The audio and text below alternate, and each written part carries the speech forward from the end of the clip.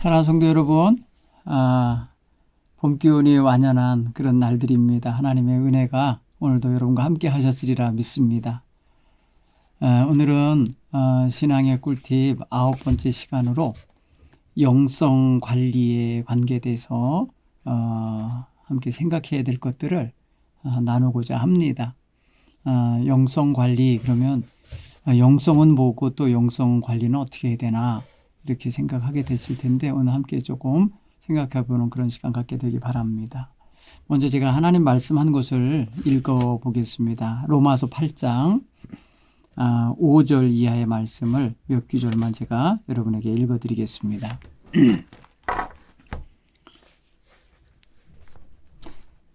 로마서 8장 5절, 육신을 따르는 자는 육신의 일을, 영을 따르는 자는 영의 일을 생각하나니 육신의 생각은 사망이요 영의 생각은 생명과 평안이니라.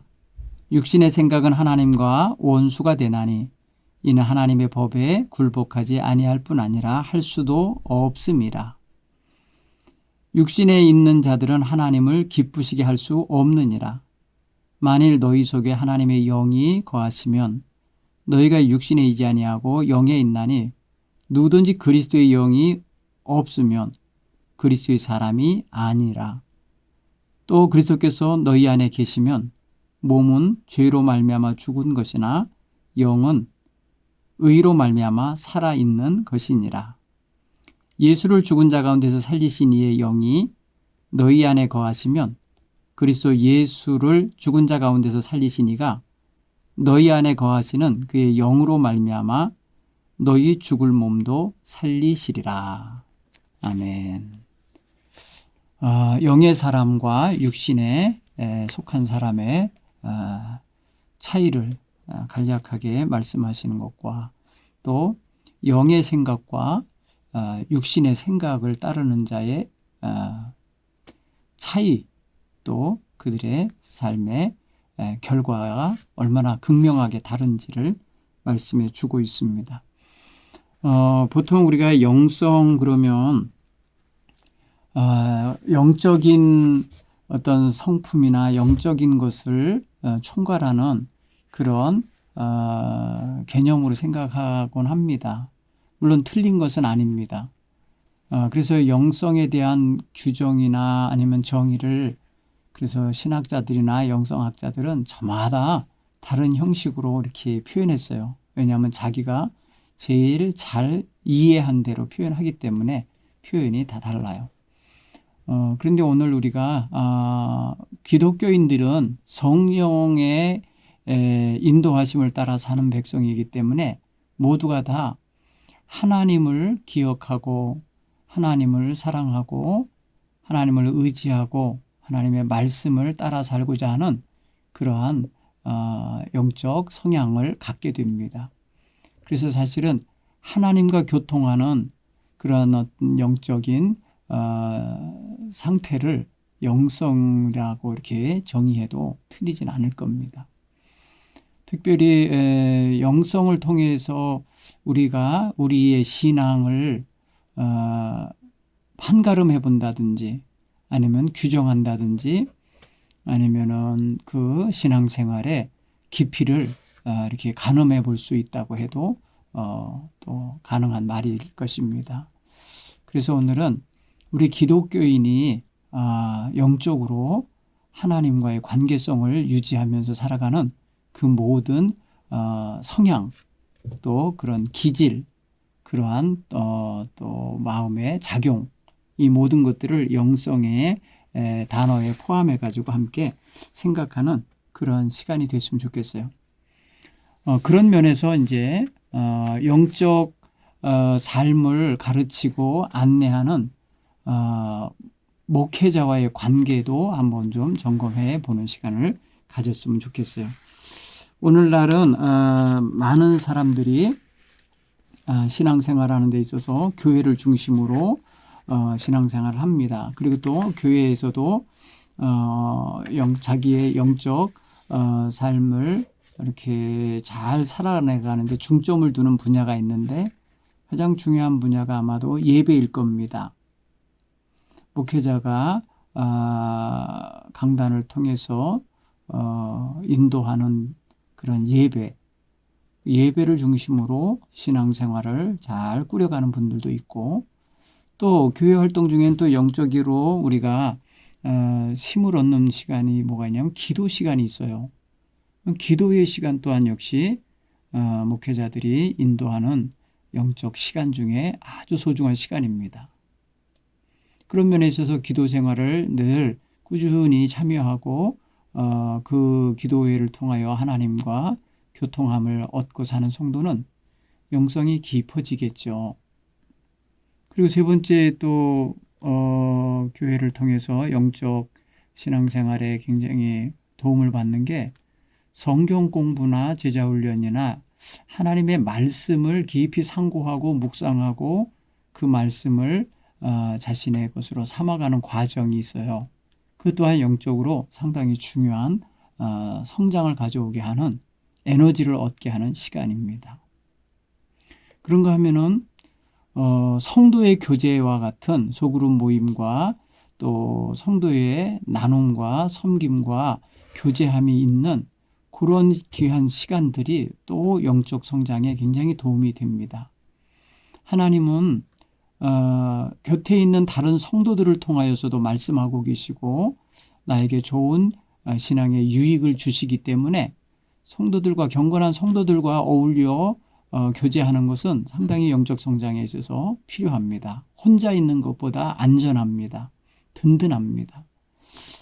그런가 하면은 영적 성장에 또 필요한 그런 활동이 있다면 바로 사랑의 섬김과 봉사와 실천입니다. 이게 영성 분야에 있어서 굉장히 내면적인 게 아니니까 별거 아니라 여길 수도 있지만 굉장히 중요한 부분이에요. 외적 실천이 영적 생활의 하나의 반증이 되고, 또 내가 하나님을 사랑하고 이웃을 사랑한다고 하는 그런 고백이 실제로 실현되고 또 드러나는 그런 모습이기 때문에 굉장히 중요한 거예요. 그래서 옛시대에 영성 훈련을 하기 위해서 수도원을 들어간다든지 아니면은 사막이나 기타 이런 광야 같은 데로 나가서 기도하는 이들이 자기 내면도 깊이 돌아보지만은 더 나아가서 노동도 하고 또 이웃사랑 실천도 하는 그런 시간들을 가졌습니다. 그런 면에 있어서 우리가 교회를 통해서 행하는 모든 신앙 활동은 우리의 영적 생활을 관리하고 성장에 도움이 되는 활동들이 될 수 있다는 걸 아시고 교회 생활을 상당히 소중히 여기시는 그런 우리 성도들이 되시기 바랍니다.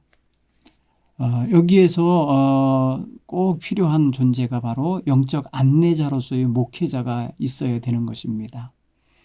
뜨내기 신앙인처럼 이리저리 설교 말씀이나 듣기 위해서 떠돌아다니는 것 같은 성도들은 영적 관리를 돌봄을 받지 못하기 때문에 굉장히 어떤 면에서 위험하다고도 할 수 있고 어떤 면에 있어서는 상당히 부정적인 요소가 자리 잡을 수도 있다.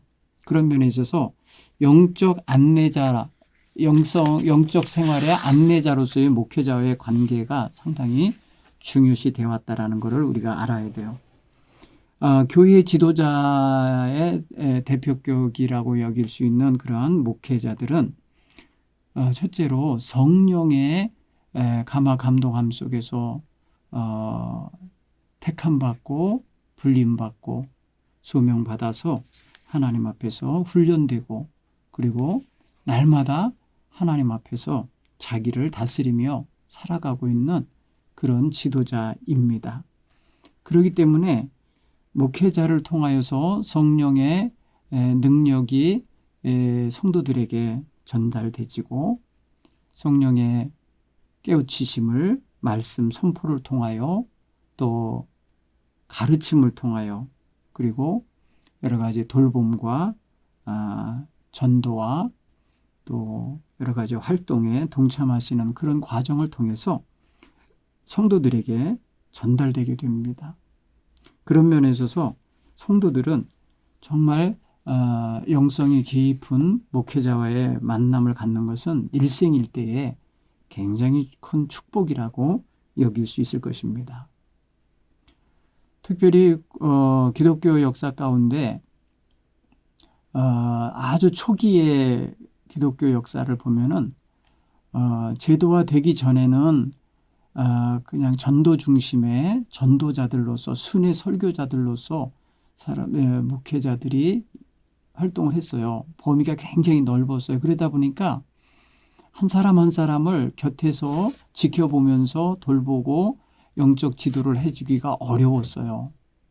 예를 들어서 우리가 사도 바울 같은 경우를 보시면 넓은 지역, 이방 지역을 다니며 복음을 전하기도 했지만은 돌볼 수가 없으니까 편지를 보내서 간접적으로 그들의 교회의 문제나 성도들의 문제를 터치해 줬어요. 그러니까 초기에는 그랬었어요. 그런데 이것이 이제 조금 이제 제도화되면서 이제 목회자들이 한 곳에 정착하면서 또 성도들을 집중 관리 돌봐주고 또 안내해주고 하면서 굉장히 성도들에게 유익한 그런 영적 유익들을 얻었죠. 특별히 중세시대 같은 그런 기독교 중세시대 같은 경우는 목회자들을 거의 성례전을 집례하는 성례전과 거의 일치시키는 그런 어떤 전문 도구로서의 인식이 컸어요. 그래서 성례전적인 은총을 전달해주는 전달자로서의 역할이죠. 물론 그 당시에는 이제 개신교회가 없고 가톨릭만 주로 나오던 가톨릭이 주로 있었던 시대죠. 다만 이제 뭐랄까요, 동방교회가 있고 서방교회가 있는 그런 때입니다. 그런데 중요한 건 뭐였냐면 당시에는 성례전에 대한 것이 아주 목회자들을 통하여서 어떤 특별한 권위를 갖고 권한을 갖고 행사하던 그런 중재자 역할을 했었습니다. 그 대표적인 게 뭐냐면 고해성사 같은 거예요. 지금도 이제 카톨릭에서는 유지해 오고 있는 성례전 중에 하나가 이제 고해 성사가 있는데 그것은 직접 성직자가 성도의 죄 고백과 이런 소리를 듣고는 용서를 베풀 수 있다라고 해서 용서를 선언해주고 위로해주는 그런 역할들이었어요. 그리고 성만찬을 베푸는 성만찬을 베풀므로써 그리스도의 은총을 나누는 역할을 했는데 그게 굉장히 아주 강력한 성직자들의 권한이었었습니다. 그런가 하면은 다른 여러 가지 성례들이 있어요. 7가지 성례가 있었는데 지금 이제 개신교회에서 종교개혁 이후에는 2가지 성례를 주로 중심으로 하죠. 성만찬과 세례를 통하여 성도들에게 하나님의 귀하신 은총을 중재하고 전달해주는 역할을 하죠. 근데 개신교회에서는 각자마다 배우고 깨달은 바를 따라서 스스로가 제사장처럼 자기의 기도를 하나님께 아뢰고 다른 사람을 위한 중보 기도를 드리고 하는 그런 아주 뭐랄까요 성숙한 그런 신앙들로 살 수 있는 역할을 얻게 됐죠. 그게 바로 이제 그동안에 중세 시절의 목회자들에게 성직자들에게 집중돼 있었던 것을 성도들에게 전하여 준 격이죠. 그런 면에 있어서 종교개혁은 성직자들에게 복음 선포하는 사람들로서의 역할을 아주 강하게 다시 세웠고 그러니까 설교자고 복음 전파자였고요. 그 다음에 성례전을 베푸는 자로서의 역할을 했어요. 그 다음에 거기에 굉장히 중요한 게 뭐냐면 설교를 듣는 성도들을 돌보는 그리고 그들의 삶을 영적으로 책임지며 이끌 수 있는 그러한 역할들이 강하게 부여되고 있었어요. 그런 면에서 목회자는 성도들에게 있어서 양들에게 목자가 있어야 되듯이 성도들에게는 그들을 사랑하고 그들을 영적으로 잘 지도해 줄 반듯한 목회자가 있어야 되는 거예요. 그런 면에 있어서 우리 성도들이 정말 중세시대처럼 아무것도 모르는 무지에서 그래서가 아니라 바른 길을 제시하고 인도해야 된다는 의미에서 성직자의 역할은 지금 이 시대에도 꼭 필요한 것입니다. AI 시대요 인공지능 시대라 하여도 성직자의 역할을 기계가 로봇가 대신할 수는 없을 거예요. 왜냐하면 우리의 영혼의 문제를 기계가 어떻게 그거를 터치하면서 이끌겠어요. 그런 면에 있어서 영적 안내자인 목회자들과의 관계를 잘 맺어가는 것이 기본적으로 영성 관리하는 데 있어서 중요한 그러한 요소입니다. 그리고 개신교에서는 설교 중심의 예배이거든요. 가톨릭은 미사 중심의 예배입니다. 행위 중심이죠. 성만찬을 성체를 나눈다는 그런 행위, 그 다음에 신부들의 그러한 그 제사 행위를 중심으로 해서 보는 예배입니다. 그런데 개신교의 예배는 말씀의 중심이 있어요. 그래서 하나님의 말씀을 깨닫고 그 말씀을 삶의 중심에 받아들이고 그 말씀대로 실천하면서 하나님의 영이 인도하시는 그런 삶을 살아내는 이런 중심이 있어요. 그래서 굉장히 중요합니다. 그래서 개신교 예배는 하나님의 말씀을 선포하는 목회자의 영성이 그래서 중요합니다. 삶과 영성이 일치하는 그런 삶을 살아내야 말씀에 그것이 담기기 때문에 그래요. 그러니까 설교의 역할이 성례전의 역할보다 큽니다. 개신교에서는. 그리고 영성 생활에 있어서도 우리 개신교인들은 성만찬에 참여하는 것을 영적으로 굉장히 흥분되는 일이요, 축복이요, 감사요 이렇게 여기질 않아요. 거의. 근데 이 중세시대의 뭐랄까요, 그 성례전을 평생 한 번 받을까 말까 하는 처지에 놓여 있던 시대를 생각해 보면 그들은요, 자식에게 세례를 받게 하기 위해서 아픈 자식이 세례를 안 받고 죽으면 안 돼서 그냥 아픈 아이를 업고 오다가 중간에 죽는 수도 있어요. 그런데 그 죽은 아이에게까지 세례를 베풀기를 원할 만큼 굉장히 성례전을 소중히 여겼어요. 그리고 성만찬을 받아 먹는 것이 얼마나 커다란 영광인지 몰랐어요. 그런 면에서 생각할 때에 너무 흔하고 너무나도 많은 사람들에게 쉽게 접근이 되는 요즘 같은 시대의 성만찬이나 성례전은 그 가치가 귀한 줄을 모르고 사람들이 받아요. 이 벌써 영적인 자세가 굉장히 흐트러져 있는 그런 상태로 받는다는 걸 알 수 있어요. 저는 영성 관리를 하기 원하는 성도라면 하나님께 예배하는 시간, 기도하는 시간, 찬양과 또 여러 가지의 삶의 고백을 가지고 나아가는 그런 시간도 소중하지만은 성만찬을 받는 시간도 소중하게 여길 줄 아는 영적 자세가 있어야 된다고 믿습니다. 영적인 안내자로서의 목회자의 가르침을 여러분들이 받으면서 산다고 하는 것은 굉장히 중요한 영적인 감각입니다. 예를 들어서 여러분들이 어디 아프면은 병원에 가시는데 내과를 가든지 이비인후과를 가든지 안과를 가든지 그 전문의가 여러분에게 처방하는 대로 여러분 어떻게 해요? 그대로 믿고 실천하죠. 그대로 믿고 따르잖아요. 여러분 그들이 의학적으로 말을 하는 거나 의학적으로 말하면서 하는 거나 목회자가 영적으로 하나님 말씀을 가르쳐서 안내하는 거나 여러분들이 받아들이는 자세가 소중한 자세, 그대로 믿고 따르는 자세가 있어야 되는 거예요.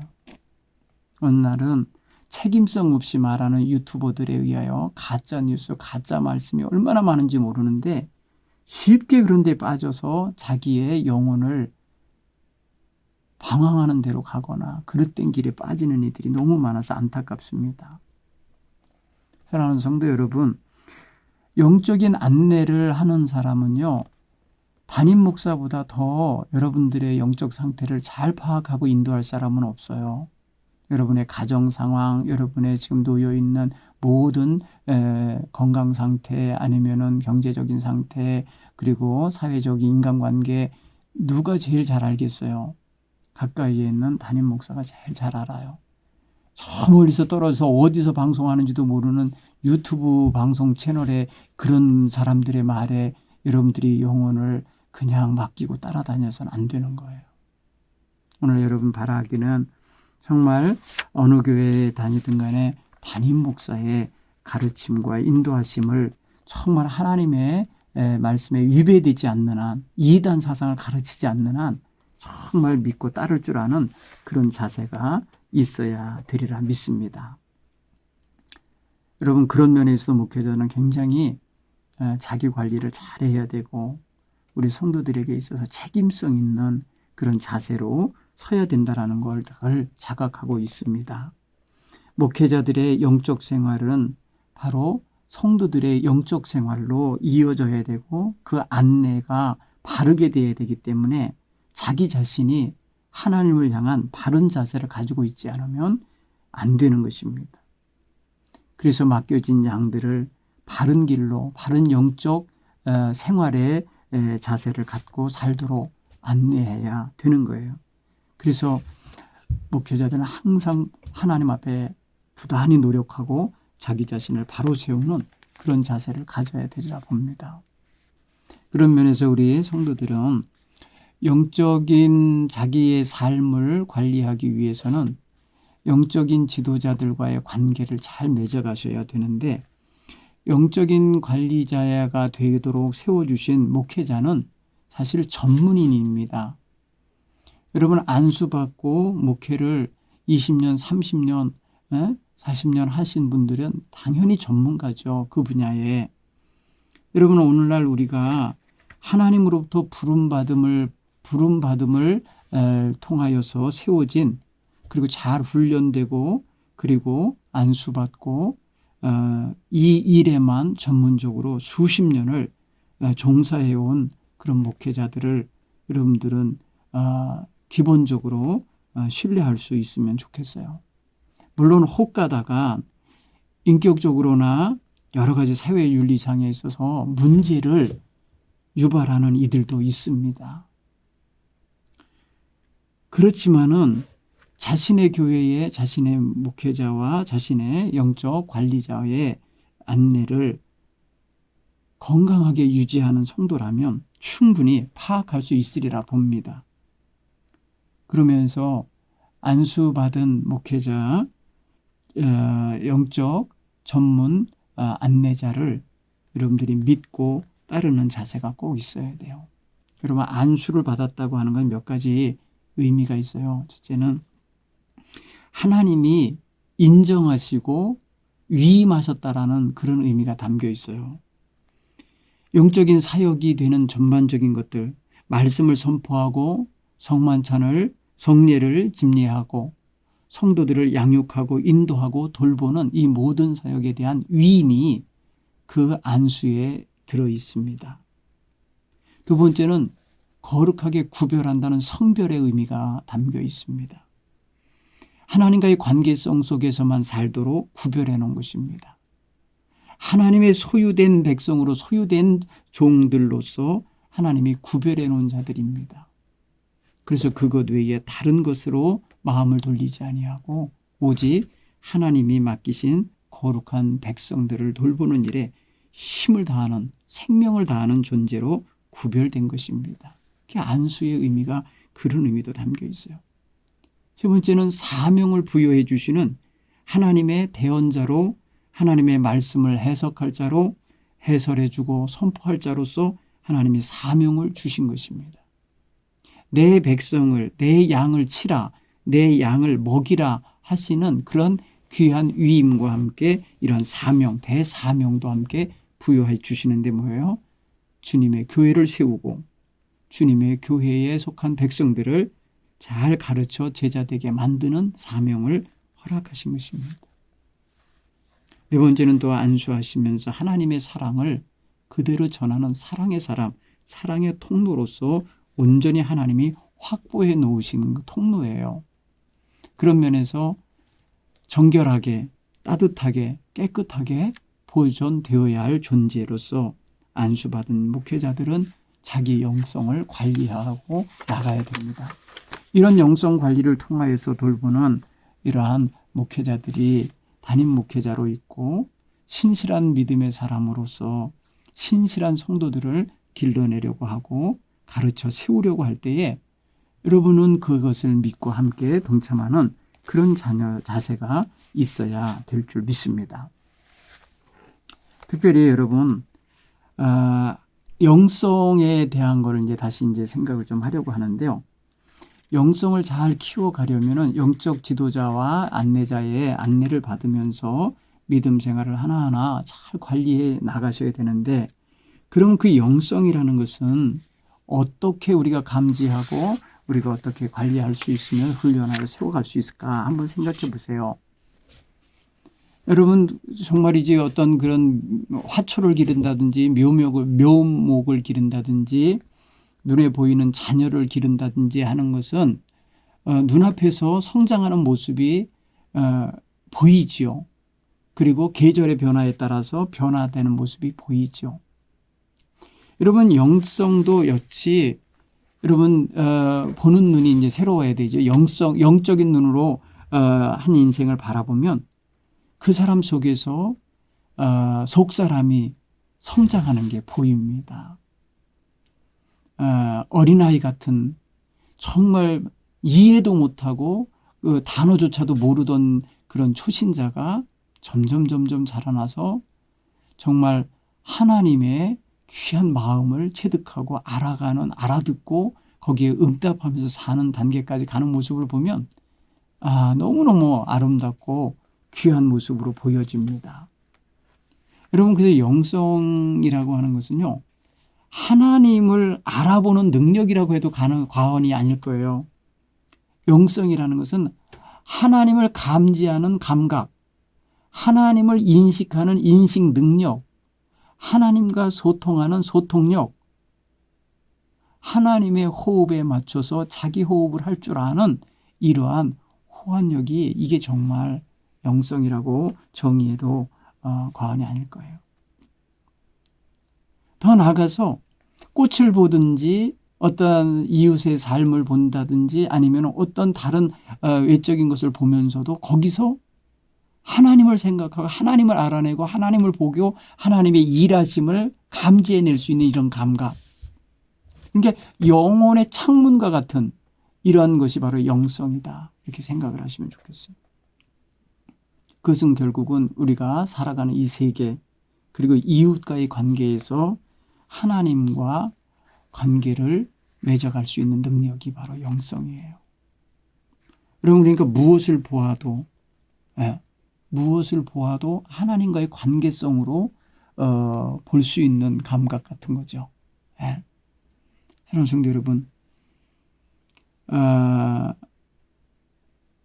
사실 죽은 새는 노래하지 못하죠.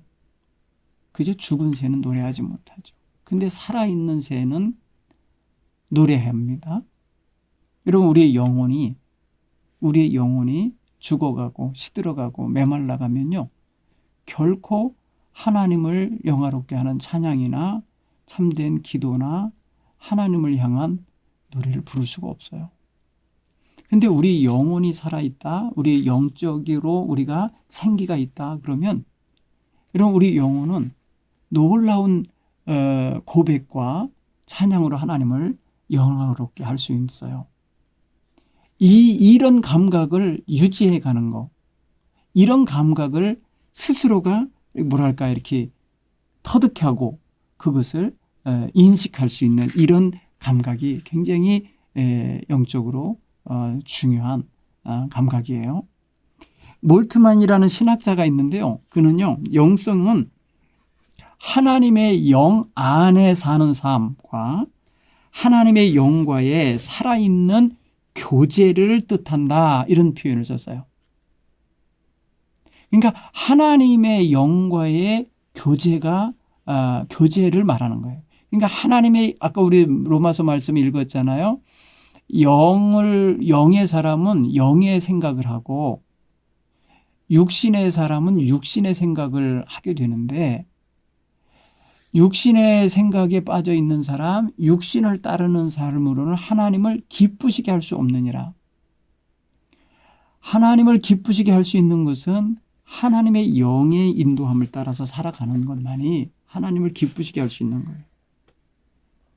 그런 면에서 여러분 우리가 영적으로 우리 자신을 늘 새롭게, 늘 마음이 새롭게, 우리의 심령이 새롭게 변화되어서 하나님 중심의 어떤 생각이나 또 생각의 방향 그리고 감각이 열리는 거 굉장히 중요한 거예요. 이게 바로 영성이 형성되어 있는 거예요.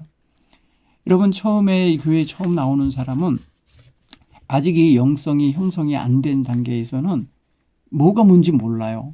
혼란하고 뭐가 뭔지 몰라서 답답하고 또 뭐가 뭔지 몰라서 지루해하고 재미가 없어요. 근데 영성이 싹트기 시작하고 자라나기 시작하면 야 뭔가 있구나. 하나님과의 교통이 이루어지는 거구나. 하나님과 대화를 내가 할 수 있구나. 하나님이 나라와 함께하는 걸 내가 느낄 수 있구나. 이런 게 이제 살아납니다. 감각이 나와요. 이 영성이 형성되고 있는 거예요. 여러분 이런 것들은 우리가 이전에는 전혀 관심도 없었고 생각조차 못했던 것들이 이제는 감지되는 거예요. 아, 내가 이러면 안 되지. 내가 이런 죄를 품으면 안 되지. 이런 악한 감정을 품으면 안 되지 하던 거 이전에 없었던 건데 이게 하나님 말씀을 깨닫고 예배를 드리며 기도 생활을 하다 보니까 그런 것들을 하나하나 자기가 발견해내고 뭐랄까요. 제하려고 노력을 하고 그런 거에서 이렇게 선을 그으려고 하는 이런 자세가 나타나는 게 이게 바로 뭐예요? 영성이 이제 형성이 되어 가고 있는 증거입니다. 사랑하는 성도 여러분, 그러니까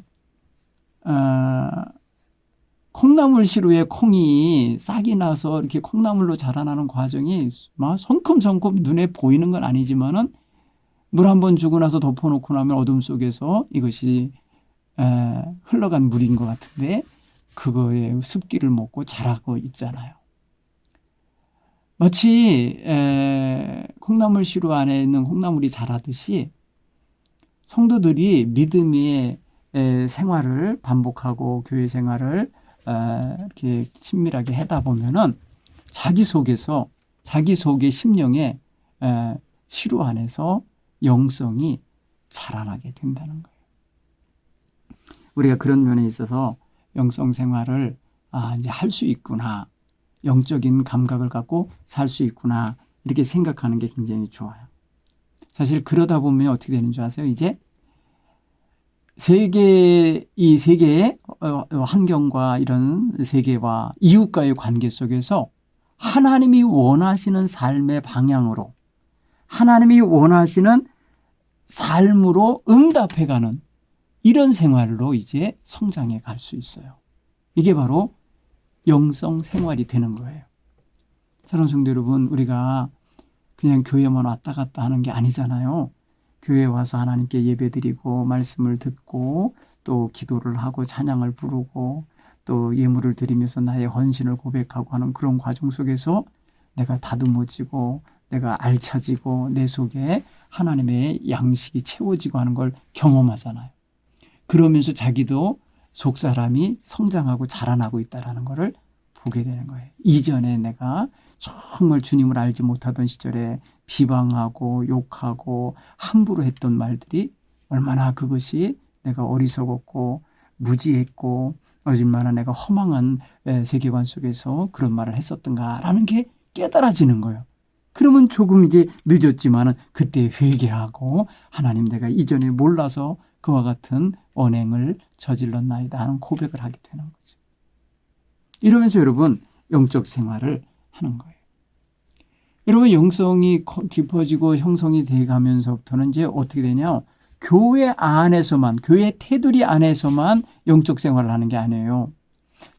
여러분들의 가정, 직장, 사회, 인간관계까지 그게 퍼져나갑니다. 확장돼 나갑니다.